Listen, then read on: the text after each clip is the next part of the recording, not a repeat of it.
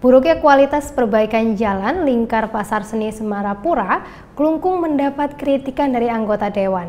Dari hasil temuan, proyek perbaikan jalan senilai Rp950 juta ini jauh dari kualitas jalan aspal. Jalan lingkar Pasar Seni Semarapura adalah salah satu proyek perbaikan fasilitas umum di Kabupaten Klungkung. Namun kualitas dari proyek ini mendapat sorotan miring dari Komisi 2 DPRD Klungkung lantaran dinilai tidak sesuai dengan perjanjian kontrak.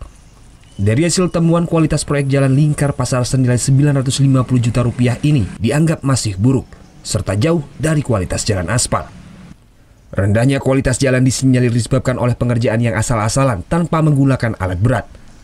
Komisi 2 pun menghimbau Pemkab Klungkung agar segera melakukan investigasi terhadap hasil kerja dari pihak ketiga atau pemborong. Jika terbukti bersalah, kerjasama dengan pihak pemborong wajib dihentikan dan semua kerugian harus dikembalikan. Ada beberapa temuan yang kami dapatkan di lapangan, yaitu ada 2 alat berat yang tidak masuk di dalam satu pengaspalan kolmik itu, jadi menyebabkan kualitas rendah. Dilakukanlah investigasi secara menyeluruh. Bila mana rekanan dan konsultan ini tidak sesuai dengan pertanggungjawabannya, ya dihentikan dan diakhiri kinerjanya, biar kualitas kita.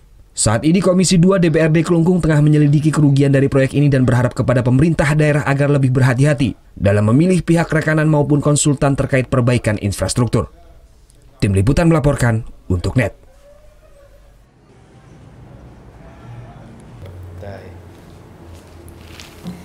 Udah selesai kan nontonnya?